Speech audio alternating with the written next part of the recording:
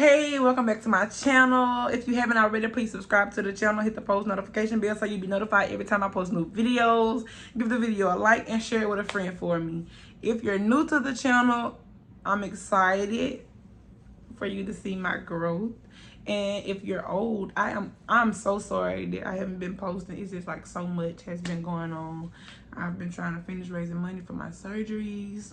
And by the way, if you would like to donate $1 to my Cash App to go towards my surgery costs, my Cash App is pinned below and it's also in the description.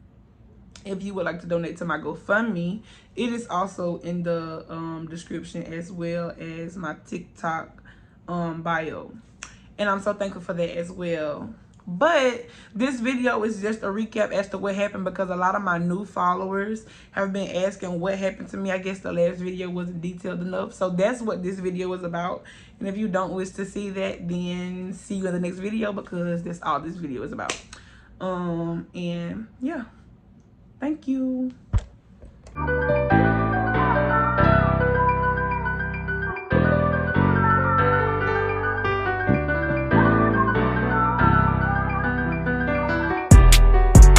Baby, can you come and save me from this world? It's so damn cold.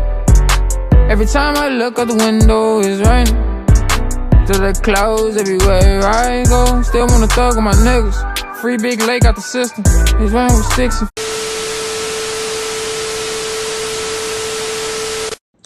First thing first. At first I said that I wouldn't drop names, but I I don't understand why it's unfair for me to do that when I felt as though I was treated unfairly. So in this video, I will include names and, if need be, receipts to prove that, you know, that's that. So we'll just start from the top. On May 8th of 2020, I was at home here in Baton Rouge, Louisiana, and a former friend of mine, Ronnie Humbles, called me. Well, actually, he texted me and he asked if I could bring him a cigar, which means he had some, and that we was about to. So, I'm like, okay, cool, I'll bring it. When he texted me, I was at home with my former friend and his girlfriend and his brother. We was just chilling. So that same night, I was supposed to go to Shreveport to visit family along with my friend. We were supposed to be going to Shreveport. So when he texted and asked for the gar, the only reason why I felt the need to postpone us leaving, because we was finna get on the road within a few hours. And so I just told him, you know what, hold on, let me do this, because he had recently had an accident with another female, and that female unfortunately didn't survive. So with him being my friend and me knowing that he went through something traumatic, I just wanted to make sure he was straight before I left, because I was doing it anyway. Like, when he called me and told me he had the wreck in March, we weren't together. We had been split for a few months. Like, we had been like not talking. But he called me after he had the wreck because he had nobody else to turn to, and he was pretty much broken. He was in a wheelchair with several broken bones and just vulnerable. He needed somebody to talk to help him be okay, XYZ. Because however that situation went for him, he wasn't going home. So he was living in a motel at the time on Segan. So most of the time he would call me and I would spend a night there just so I could help him and stuff. And of course we were sleeping together. But, you know, I don't know how he could get on my TikTok and say, like, we was never together, you know. I guess that just makes him sleep better at night, which is fine. You feel me? It's fine. So, that was that. I got up to take him to gar. When I got there, I realized that he had got his car back. He got his car, and when I gave him the gar, we really didn't, you know, we didn't pass words. We didn't say anything to each other. It wasn't a hey, it wasn't a none of that, because I had went to pick him up from getting his hair done, not the day before, but the day before that. And I put him on Do Not Disturb that same day. And when I opened the message that said bring a gar, I found another text message that I didn't see previously, and it pissed me off. So when I got there, I didn't really say nothing to him because the text message I read said, "I'm looking at your stupid ass," and I really just wanted to know who the fuck was stupid. But I never got the chance to say nothing. So we got in the car to smoke, and you know how somebody is eager to show you their stuff because they used to using your stuff. We had been riding in my car for months at this point. Well, March, April, May, from March to May, basically. So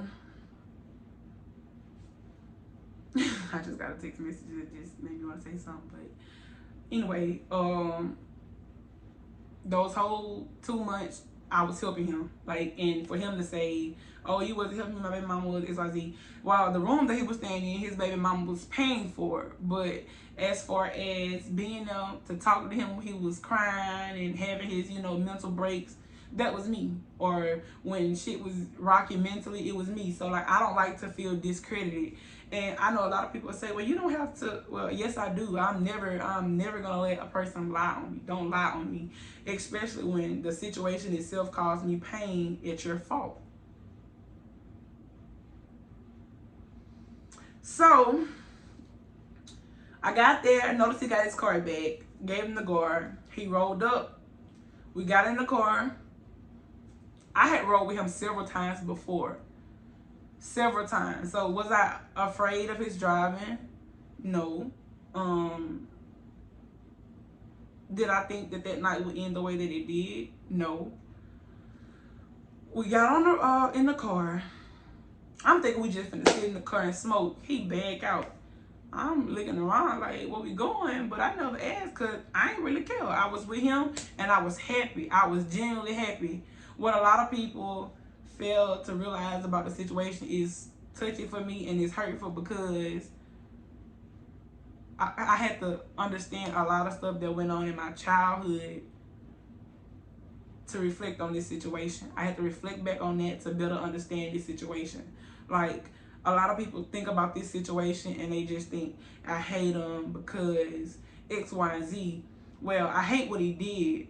I'll never hate him as a person, but I'm mad as hell because for the first time in my adult life, I thought I was loved. And you know how you no longer have somebody standing over you, helping you decide what's the right choice to make. It was the first time I was out here by myself, being able to do whatever I wanted.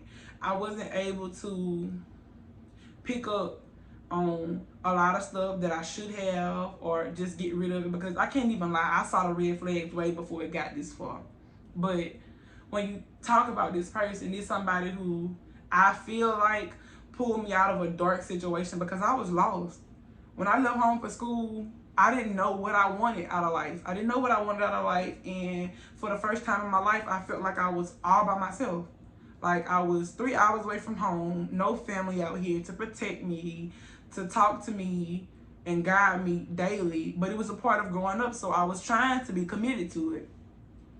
One night, I can't remember what exactly had me upset, but I was going through my depression stages because I already suffered from major depression. I was going through this depression and I went to the store to get a guard, which is ironic. That's how I met him. I was at the store getting a cigar. And he approached me and asked for $1, like jokingly. He didn't really want the dollar. He just asked because he wanted to start a conversation. And right when I was about to give it to him, on my way out the store, he told me, "Nah, I ain't want it," and pulled out a little money on me. He was just like, "I was just trying to make you laugh, XYZ."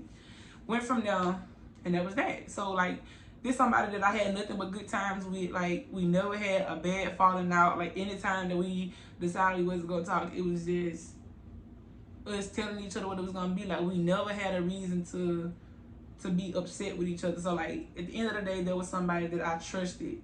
And that's a part of me being naive. And I had to tell myself that. It's just the reality of it. Anyway, we in the car and we on the interstate at this point. I had already reclined the seat in the car. The blunt was in rotation. It was going back and forth. I remember feeling the car speed up. You know how you could tell when somebody is speeding up? So I started to sit up, never like letting the actual seat up, but I started to sit my body up. And when I sat up, the first thing I saw was the 18-wheeler and a red Mustang, but it was a few years newer than his. Like it was like a modern day Mustang. His was like a 2009, 2006, I believe. So, you know how you see a car like yours and you kind of just try to see if you can keep up with it. That's all it was. So when I assessed the situation and I realized what was going on, I forgot to mention, there was also a red Fusion. Like it was 4 lanes, cause you know it was oncoming traffic in one of them. I mean not oncoming, but it was a ramp, an entering ramp. So it was 4 lanes, and the lane furthest to the left of the driver, it was the other Mustang, the one that he saw and wanted to see if he can keep up with. It was that, and then in the second lane from that car, there was a red Ford Fusion. And then in the third lane, there was a big truck that's directly in front of us. It's a big truck. And the fourth lane was empty. So when I noticed him speed up, I didn't get scared at all, because I accessed the situation and I'm thinking how I would have played it. If you gonna drive like that, you should know how to drive. Like that fourth lane would have got him there with no problems. I don't know why, but in his head, that's not what happened. He don't see it as he was speed racing. He don't see that. He forgets that part. But I was in the car, baby. I know what I witnessed. There's no fooling me. I would have never had any hard feelings or felt any type of way had he just simply been there for me. But you know, he tried to cut through between the big truck and the Ford Fusion. He didn't have enough space to miss that truck and that car. So what he did was he slammed on his brakes. So I screamed, "I love you," because when he slammed on his brakes, I didn't know how many cars were behind us. All I knew was this big truck is right here. We hit that big truck for sure. We hit it. And I know we hit it because it's the last thing that I saw. So all I remember feeling was a bunch of sliding. I remember feeling like I was sliding. And at first I was trying to fight it, like move the opposite way, because this side of my face felt like it was literally sliding. So I was trying to move it, and I just remember telling myself in my head, okay, stop trying to fight it. It'll be over soon. So when the car finally stopped moving, he said, Tim Terica, help me find the blunt. I said, I can't, because I can't see. He said, what you mean you can't see? I said, I don't know, but I can't see.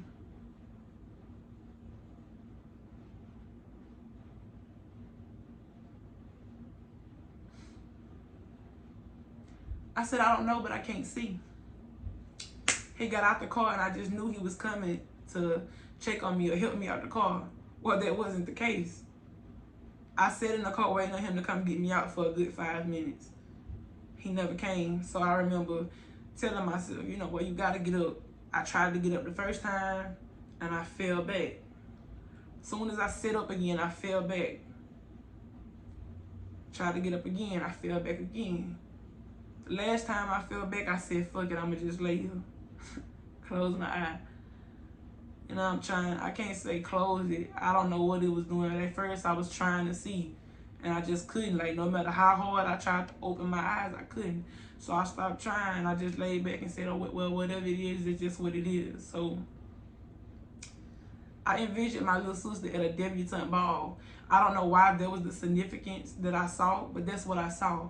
So I'm like, damn, Tootie, well, you gotta get up, because I know my little sister loved me, and I know she look up to me, whether it's publicly acknowledged or not.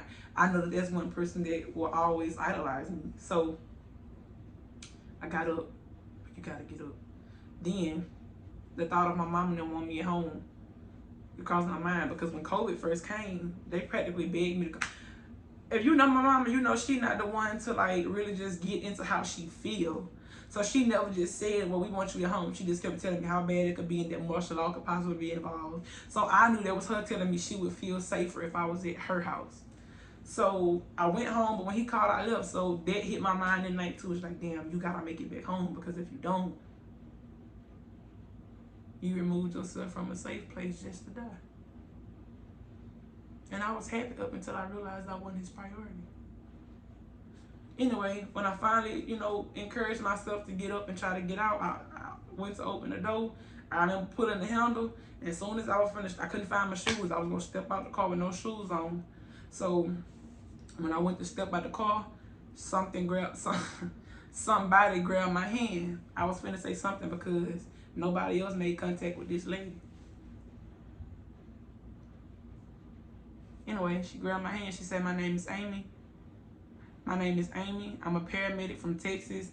I saw what happened and I stopped to help you." And I remember her telling me, "I'm gonna apply pressure to your face with this shirt." I remember asking the lady, "Is the shirt clean?"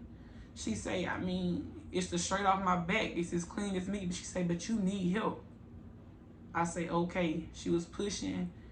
She was trying to stop the blood and she was doing it so hard, or the pressure was hurting. So I was telling her, she said, "Baby, I know, but if I don't help you, you gonna die. You gonna die." I said, "Okay."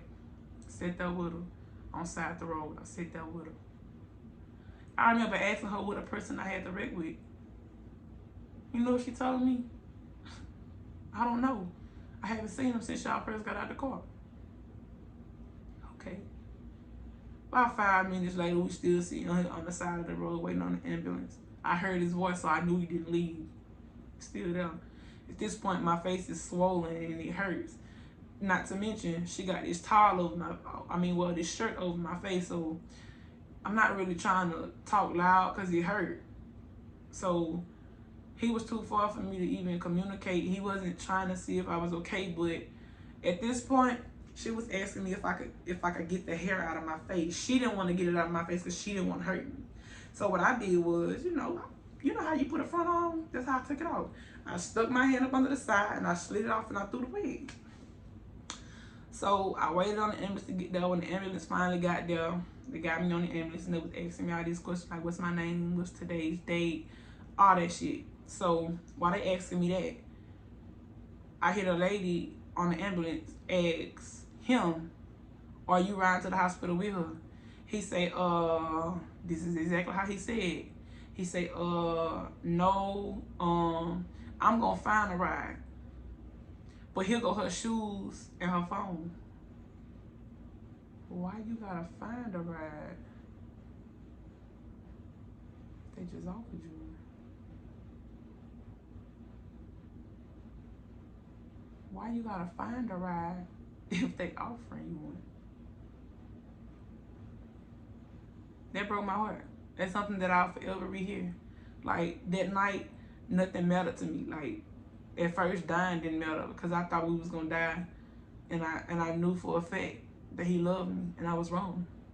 When somebody loves you, they won't do you like that. He dead ass left me, and even then, I wouldn't allow myself to be mad. I wouldn't allow myself to be hurt. I wouldn't allow myself to feel it at all because I was scared. You know, when they say everybody has a breaking point, I didn't know if that would be mine. I mean, my life changed significantly all because I cared. I was there to help this man when he had nobody. Not to mention you was already 10 years older than me, so most people gonna already think, you know, I'm crazy for even dealing with you because, you know, you older than me. So I cared too much. He didn't care enough, and that was that. Even after that, I tried to keep myself involved because I knew how I would feel when it ended, for real. Like, I was gonna want something in return, whether it was financial support or a friendship. I just needed something. Like, you can't come and fuck up somebody's life to the extent that you did mine and then just decide that, you know, you gonna just go your way. And I'm just, you know, it is what it is. It don't work like that. Life don't work like that. Although he caused the crash, a defective airbag caused my major injuries. At first, I was trying to figure out how to do them both because had he never been speed racing, that defective airbag would have never deployed. And when it exploded, it shot metal into my face. That's what made me lose my eye. Fortunately, I was able to keep one of them. because I almost lost this one as well. I don't know if you've ever paid attention to the scar above my eye, but that one was deep. I had a total of 321 stitches in my face alone. I asked myself, how did that happen to me? Because out of all the places on my body that could have been damaged, it was only my face. Not my hand, not my arm, not my leg, no cuts on my back, just my face. People ask me, you know, does it bother me that, you know, my facial features? No. What bothers me is you can really love somebody with everything in you and, you know, be willing to do anything for them, and they will literally fuck over you in every way that they can. And they'll look at you and still find a way to blame you.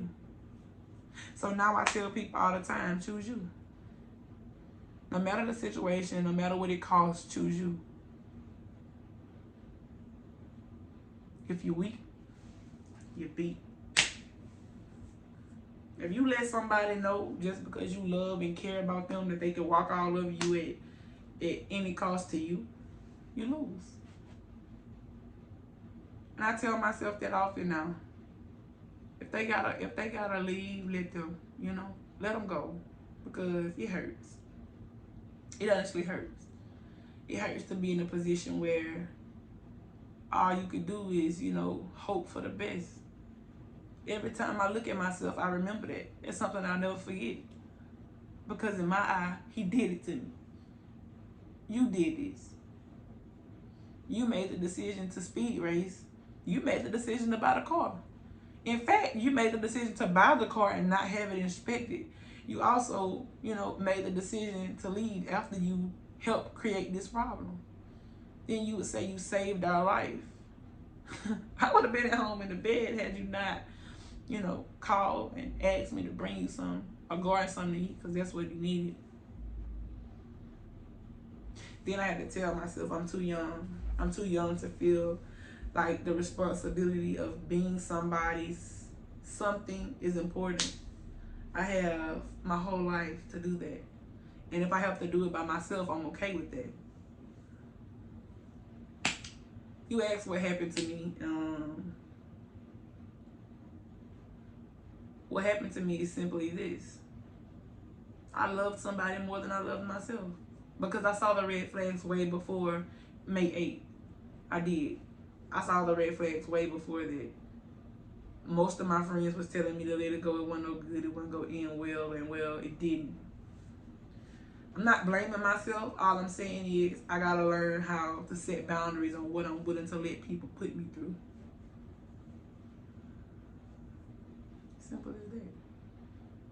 I used to wonder why my mama used to say some of the stuff that she say and do some of the stuff that she do. And now that I'm an adult living on my own, it makes perfect sense. In this world, your feelings are the only thing that can hurt you. Some things I just choose not to feel. Some people I choose not to acknowledge. And my situation is confirmation that no matter how hard you work, how nice you are, how loving you are, there's always somebody that just want to see you down bad. And you know what's even more ironic? I remember when we first started talking, we was on our way to get some food in Zachary, and he was speed racing on one of them, well, not speed racing, just speeding really, really bad on one of them back roads. And I said, boy, you gonna kill me in this car. No, I'll be damned. He damn near killed me in that car. The tongue is a powerful thing. But this is what I do want people to know. Don't ever think just because I went through something traumatic that I've changed everything about myself. I'm still a young, pretty, intelligent, I ain't even gonna say nothing else. That's enough right there. My life is just beginning. A lot of people see me and they expect me to be sad all the time or to live under a rock. I won't. It serves me no purpose.